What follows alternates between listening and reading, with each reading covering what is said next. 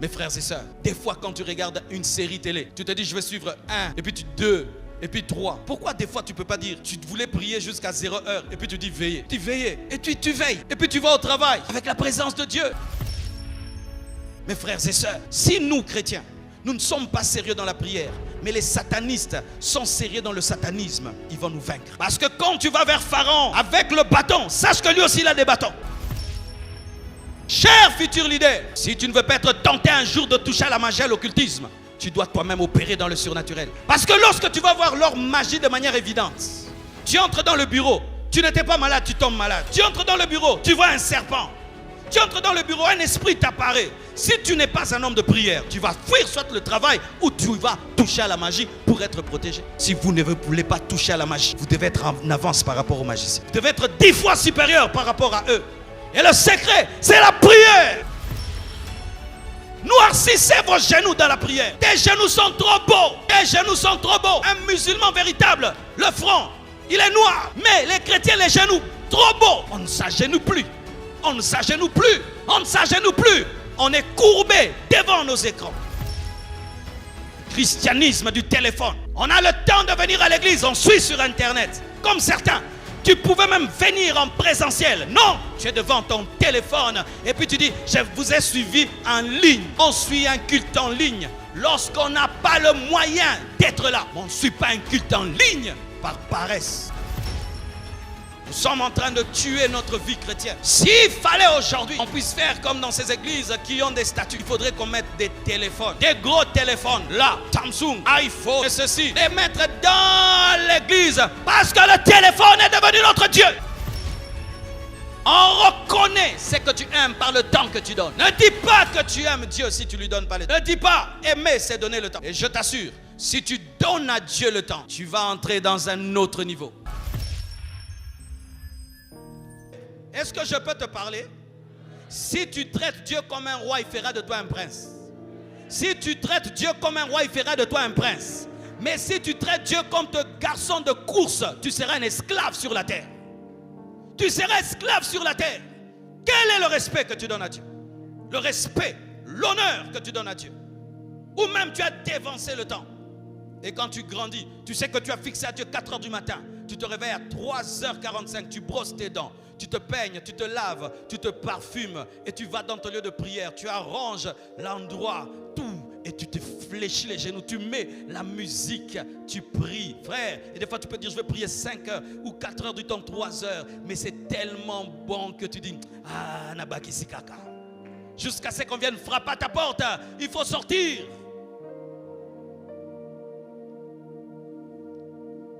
Si tu veux la présence de Dieu, tu dois payer le prix du temps.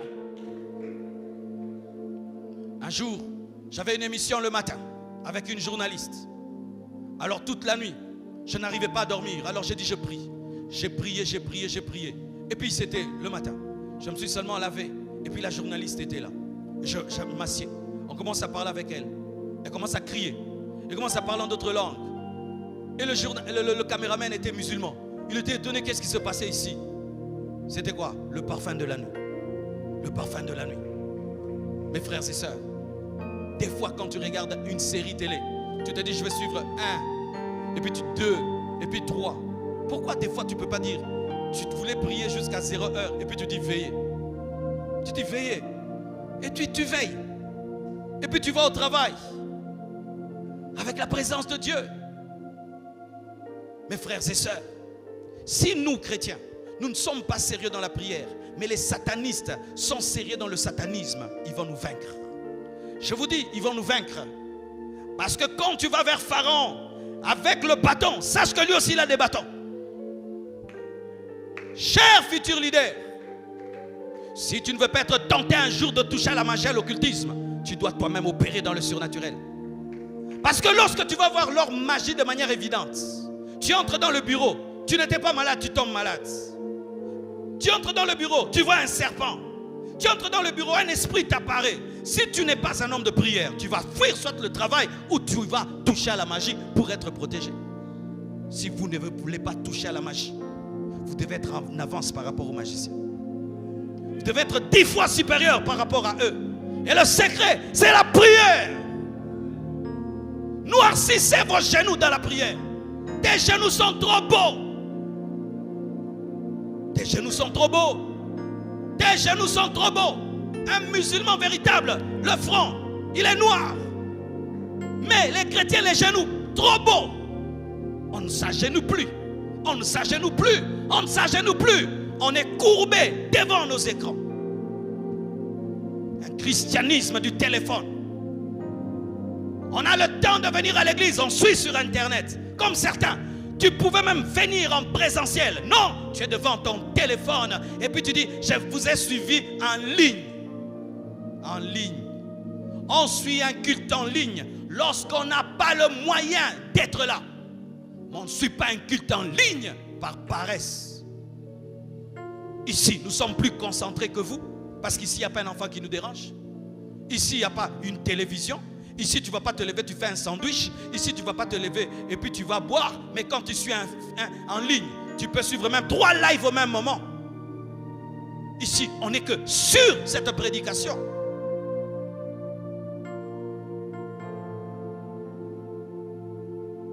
Nous sommes en train de tuer notre vie chrétienne.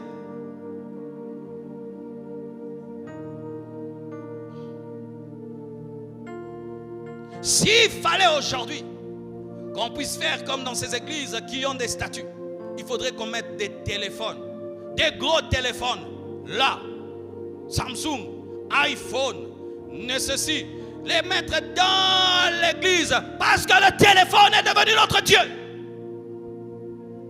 On reconnaît ce que tu aimes par le temps que tu donnes.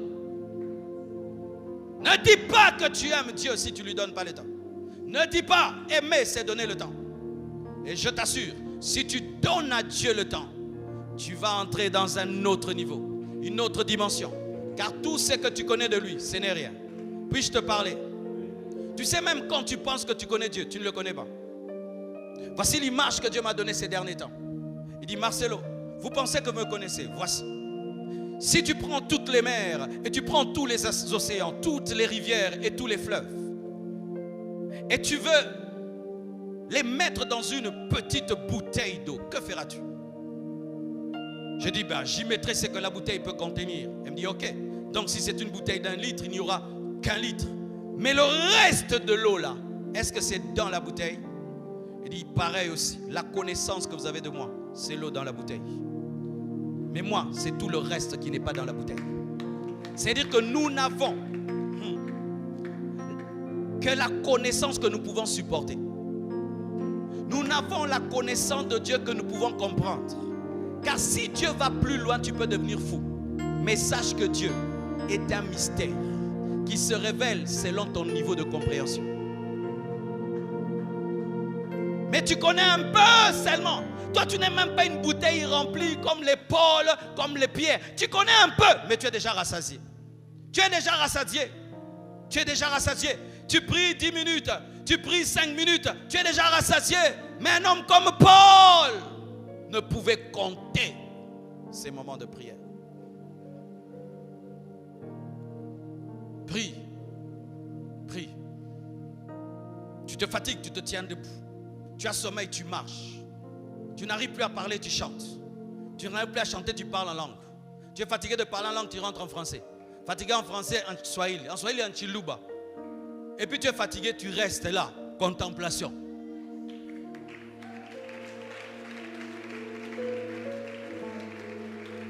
Au point où quand même Dieu te regarde, dit, vraiment il m'aime. Hein? Son corps le dérange. Les moustiques le dérangent. La chaleur le dérange. Tout autour le dérange. Mais il est toujours là. Cet enfant même. Dieu n'exauce pas seulement les paroles. Il exauce l'expression d'amour. Tu vois, je peux venir chez moi à la maison. Je trouve quelqu'un à ma porte. Et je ne lui ai pas fixé rendez-vous. Je dis, monsieur, que tu veux? Oh, pasteur, j'ai un problème. Je dis, non, moi, je ne reçois pas à la maison. Je reçois à l'église. Monsieur, tu rentres. Et puis, j'entre chez moi. Et puis, de mon balcon, je le vois. Il est toujours là. 1 heure après. 2 heures, 3 heures. La pluie tombe sur lui. Qu'est-ce que je vais faire? J'ai dit, faites-le entrer. Monsieur, qu'est-ce qu'il y a? Pasteur, j'ai besoin que tu pries pour moi. Je prierai pour lui. Dieu pareil. Quand tu te tiens devant lui, ta détermination à le chercher et ta prière. Parce que des fois, ce que tu dis, il savait déjà que tu allais le dire. Mais est-ce que tu veux vraiment ce que tu veux? Est-ce qu'il veut vraiment ce qu'il veut? les hommes qui ont changé sont venus à Dieu comme s'il n'y avait rien que Dieu, parce qu'il n'y a pas quelqu'un d'autre que Dieu. Si quand je prie, je dis Seigneur, bénis-moi, mais si tu n'agis pas, je me débrouille, Dieu n'agira pas. Père, il n'y a que toi. Père, il n'y a que toi. Et Dieu qui sonde le cœur et le rein, il sonde ton cœur. Il cherche, il cherche. Il n'y a que moi. Gabriel descend. Père, agis. Il sonde, il sonde. Si tu n'agis pas, mon oncle va le faire, ma tante va le faire. Laisse, sa tante va l'aider. Jésus, fais quelque chose. Il sonde ton cœur. Cet enfant n'a personne. Allez, Michael, va dans le combat là. C'est pourquoi quand tu pries, ne viens pas qu'avec ta bouche. Viens avec toi-même. Nzambe nami memi. Parce que tu peux venir à l'église physiquement, mais ton cœur est à la maison. Ton cœur est à la maison. Je vais faire ceci, il y a cela, il y a cela. À la fin du culte, tu n'es pas totalement là. Et quand tu n'es pas total, Dieu n'est pas total. Dieu parle à un homme ce soir. Allez rebâtir vos hôtels.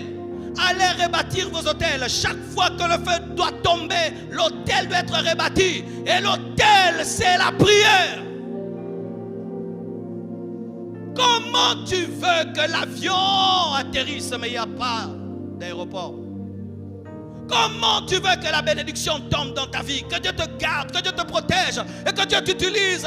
Mais il n'a pas où descendre, tu ne pries pas. Raison, fatigue.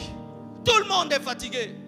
Raison, maladie. Tout le monde tombe des fois malade. Raison, la maison est petite. La plupart ont des petites maisons. Mais malgré ça, ils prient. Malgré ça, ils cherchent Dieu. Arrête de donner des raisons. L'homme dont je te parle était un homme occupé. C'était un homme élevé. C'était un homme à côté du roi. Donc tout le temps on l'envoyait. Mais malgré ça, il pouvait prier. Malgré ça, il pouvait pleurer. Malgré ça, entre des conversations, il pouvait s'adresser à Dieu. Et ça révèle une chose. Néhémie avait tout le temps conscience de Dieu. Néhémie vivait dans la présence de Dieu. Parce que lorsqu'un homme est capable de prier dans une conversation, donc il a plus conscience du roi des rois que le roi. Quand tu vois un homme prier pendant que vous causez, c'est-à-dire qu'il vit avec Dieu. C'est-à-dire que Dieu est transcendant à lui et totalement permanent devant lui, de sorte qu'il peut le faire intervenir à chaque moment parce qu'il vit dans sa présence. As-tu des moments où tu oublies Dieu? Un intime de Dieu n'oublie jamais Dieu. Un intime de Dieu pense à Dieu tout le temps. Tout le temps il pense à Dieu. Même dans ses rêves il pense à Dieu.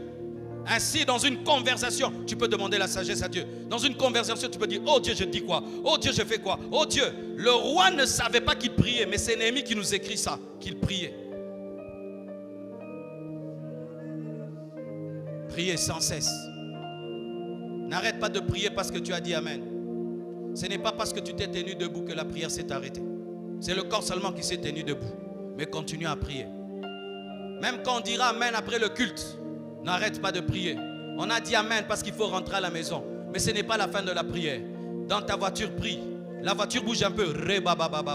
Tu vois des gens dans des bars. Oh Seigneur, sauve. Tu vois le Congo. Oh Dieu, aide le pays. Sois une prière tout le temps. Prière tout le temps. N'est-ce pas que ton parfum commençait à agir depuis la maison jusqu'ici? Ton parfum n'a pas agi qu'ici. Depuis que tu as mis ton parfum dans la voiture jusqu'ici, même après. Et le parfum véritable, c'est la prière. Soyez tout le temps des gens qui parfument et qui parfument tout autour d'eux par la prière. Néhémie était un homme qui savait réagir par rapport aux ennemis. Il avait des ennemis, Sambala, Tobija et Guerchem. Lorsque Néhémie est allé pour rebâtir la muraille, il a trouvé des hommes païens qui s'opposaient à la construction. Ils se moquaient de lui, ils le décourageaient. Il disait même que c'est un petit renard passé par là, la muraille allait tomber. Ces hommes ont tenté même de le tuer, ont tenté même de renverser la muraille.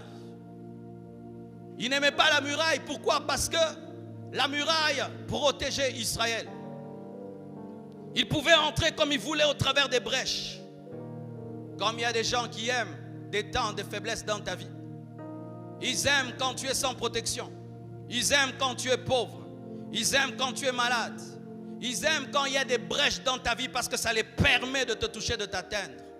Et lorsque tu commences à t'organiser, lorsque tu commences à colmater les brèches, lorsque tu commences à organiser ta vie, lorsque tu commences à organiser tes affaires, organiser ton ministère, organiser tes études, organiser ta vie, les Sambala, les Tobija se lèvent pour te décourager, afin que tu arrêtes de construire, pour te décourager, afin que tu ne sois pas concentré. Il y aura toujours des Sambala dans ta vie. Il y aura toujours des Tobija dans ta vie. Il y aura toujours quelqu'un pour te décourager. Tout homme qui a un rêve aura un Sambala. Tout homme qui a une vision aura un Tobija. Tout homme qui a un rêve aura des oppositions. Le problème, ce ne sont pas les ennemis. Le problème, c'est comment tu réagis face à eux. Car si Sambala ne s'élève pas, quelqu'un d'autre s'élèvera. Parce que le diable utilise les hommes pour s'opposer aux hommes qui réussissent. Et voici la réaction de Néhémie. Continuez malgré tout. N'arrête pas de faire ce que tu fais parce qu'on te critique. Je te dis, futur leader et leader, n'arrête pas de faire ce que tu fais parce qu'on te critique. Mais plus on te critique, plus construit. Et plus construit, et plus construit. N'arrête pas de bâtir ce que tu bâtis parce que des hommes ont dit que ça va tomber. Mais plus on dit que ça va tomber, plus ajoute le ciment. Oh, plus on dit que ça va tomber, plus ajoute le ciment. Plus on dit que tu vas échouer, plus étudie. Plus on dit que tu vas monter, descendre, plus attache-toi à Dieu. Mais fais quelque chose. Réponds-les par le silence et par le travail. Donne-moi la main, hein? On ne se chamaille pas avec Tobija. On ne se chamaille pas. Ton symptôme est fait débrancher parce que tu es en dehors de la prédication. Alléluia. On ne répond pas à Tobija. On ne répond pas à Guerchem. On ne se bat pas avec lui en se chamaillant. La réponse de Tobija qui doit entendre, c'est la foi, c'est la persévérance et c'est le travail. Arrête de te chamailler contre les gens qui ne t'aiment pas. Tu perds ton temps. Ils sont en train de te distraire parce qu'eux utilisent les brèches et ils veulent t'empêcher d'avancer. Au lieu de perdre ton temps à critiquer ceux qui te critiquent et à répondre à ceux qui te répondent, toi mets ton bec dans le travail. Bosse, bosse, bosse. Parce que toi, ta mission, ce n'est pas vaincre Tobija. Ta mission, c'est de faire la muraille. Donne-moi la main que je te parle. Tobija et Guerchem viennent te distraire pour te dire que tu dois les gagner. Alors que toi, tu n'as pas quitté la maison du roi pour vaincre Tobija, mais pour construire la muraille. Lorsque quelqu'un vient pour te combattre quand tu construis, il veut t'enlever de la muraille pour t'amener dans sa vie, alors que tu n'as pas été ouin pour dépasser Tobija, mais pour bâtir la muraille. Quelqu'un te dit que tu ne prêches pas bien. Maintenant tu veux prêcher pour lui prouver. Dieu ne t'a pas appelé à lui prouver. Toi sauve les âmes, guéris les malades. Sauve les âmes, guéris les malades. Parce que moi je n'ai pas reçu l'onction pour dépasser un pasteur, mais j'ai reçu l'onction pour t'impacter. Pour t'impacter, pour t'impacter et t'impacter. Donne-moi la main, hein. Mon frère, ma soeur, ne change pas de but. Tu n'as pas reçu l'onction pour dépasser quelqu'un. Tu as reçu l'onction pour atteindre ta destinée. Alléluia. Arrête de répondre aux gens. Tu es en train de perdre la salive.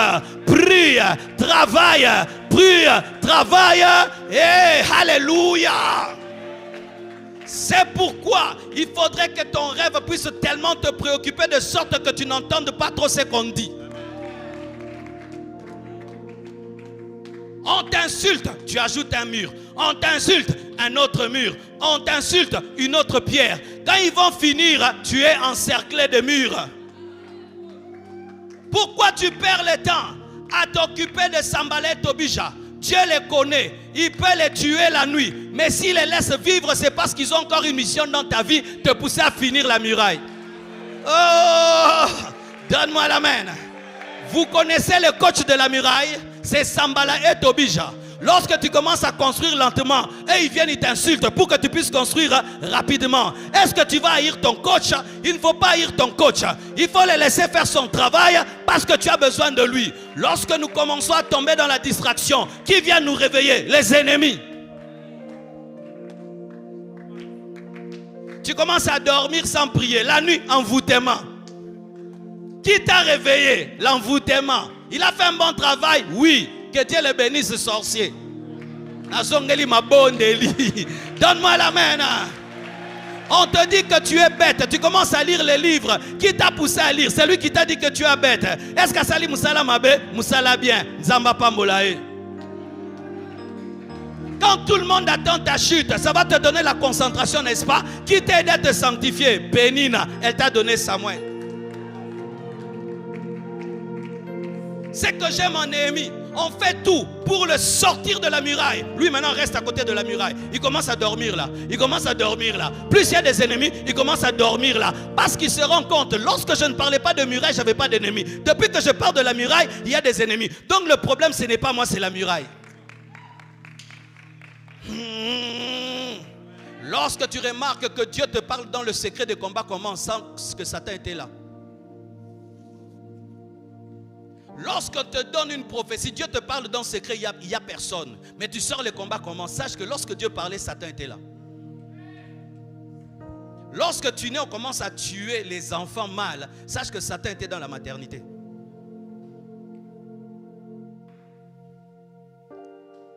Et quand Satan est là, donc tu n'es pas n'importe qui. Parce que Satan ne combat pas ceux qui ne font rien. Satan combat ceux qui dérangent. Satan combat ceux qui ferment les brèches. Satan combat ceux qui bâtissent la famille. Satan combat ceux qui sauvent, ceux qui prêchent. Les gens sont convertis, transformés. Satan les combat. En soi, le combat du diable, c'est un signe que Dieu est avec toi, que Dieu t'utilise. Parce que si le diable ne nage pas contre toi, donc tu nages avec lui. Arrête de te justifier. Même si tu te justifies, ils ne croiront pas en toi. Parce qu'ils ont décidé de te combattre. Il y a des gens qui veulent convaincre les gens qui ont décidé de ne pas être convaincus. Concentre-toi sur les gens qui t'aiment. Concentre-toi sur la muraille. Concentre-toi sur ton équipe. Concentre-toi sur les gens qui t'encouragent. Arrête de perdre ton temps à expliquer ta vie à tout le monde. Tu n'es pas un livre que tout le monde peut comprendre et lire. Tu es un mystère. Seuls les gens qui t'aiment peuvent aimer et comprendre ton histoire. Donne-moi la main, hein? Donne-moi la main, hein? Tu perds ta salive, tu perds ton énergie. Il y a des gens, quand il est décidé de ne pas t'aimer, il ne t'aimera pas. Donne-moi la main.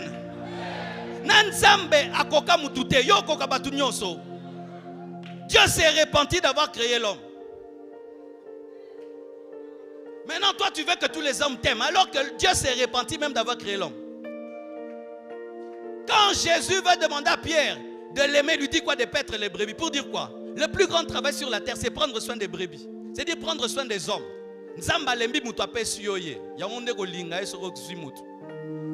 Maintenant, l'homme qui peut crucifier son Dieu et tuer son Dieu, te tue, toi tu es étonné.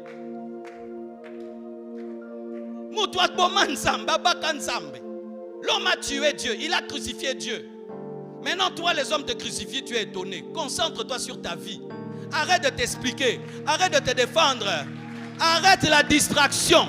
Toi avant, tu étudiais. Maintenant, tu n'étudies plus. Tu veux les démontrer que tu t'habilles bien. Parce que quand tu es allé à l'université, on a insulté tes catchs. Est-ce que toi, tu es allé à un concert, à un concours de sap où tu étais allé pour devenir un licencié? Maintenant, toi, au lieu d'étudier, tu cherches des chaussures pour aller à l'université. Distraction.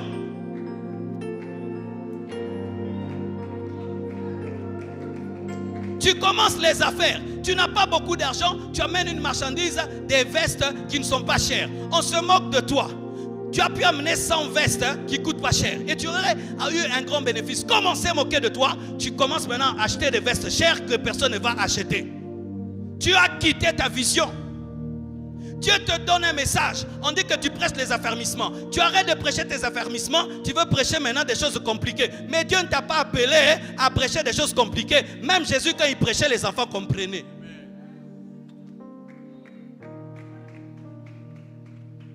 Frères et sœurs, concentrez-vous sur le but de vos vies. Qu'est-ce que Dieu t'a dit en secret? Reste seulement dans ça. Ne change pas, ne bouge pas, reste dans ça. Et s'il faut répondre aux ennemis, finis vite ce que tu dois faire. Finissez vite ce que vous devez faire. Mais n'arrête pas de faire ce que tu fais parce qu'on t'insulte. N'arrête pas de faire ce que tu fais parce que les gens te découragent. Les découragements sont les signes que tu fais quelque chose d'important.